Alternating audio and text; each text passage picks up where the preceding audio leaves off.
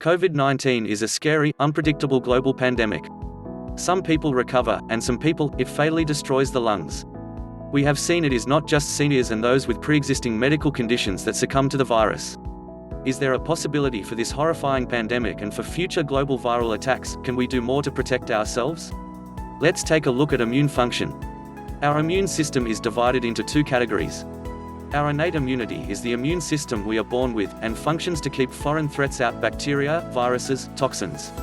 Our adaptive immunity, the body identifies a threat, and we create antibodies specifically designed to that threat. The threat is neutralized, and the adaptive immune system remembers it, so hopefully future responses to the same threat are also neutralized. We often hear people talk about strengthening our immune system. There is a truly obscene amount of supplements that claim to do that. What we really need is a balanced immune system. When out of balance, the immune system not only fails to protect us, but it can even turn against us, mistaking our own cells for invading pathogens, nasties, resulting in debilitating chronic inflammation and autoimmune diseases.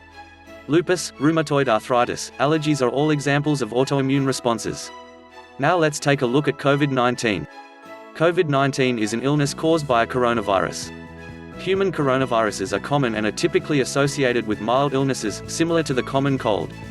According to the Mayo Clinic, the virus is called novel because it started with an animal population, was transmitted to a human, and now can go from human to human. Our immune systems have never seen this particular strain of virus before, so we haven't developed immunity. It is likely more contagious than the viruses that cause influenza and common cold because it is new to humans.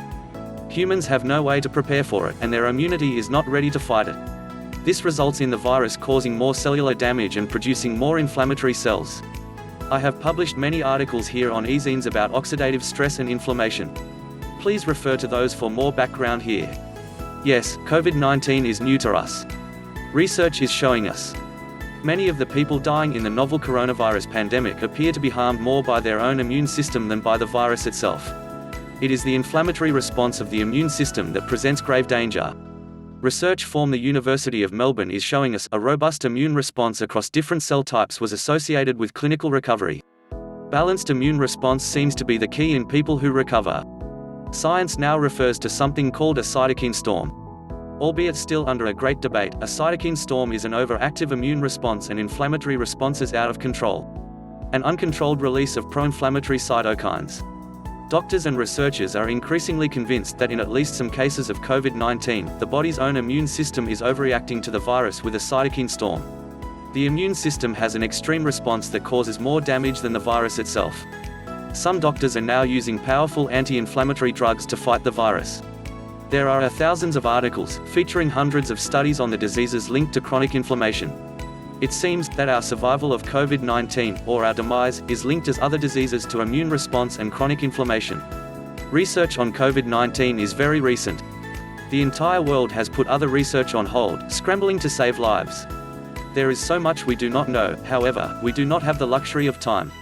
We all have to do our very best to protect ourselves, and we all have a social responsibility to do our utmost to prevent the spread of the pandemic.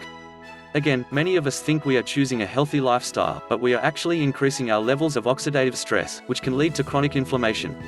Chronic inflammation and those cytokine storms are linked with chronic diseases, and death as research deepens. The research is indicating COVID-19 is no exception.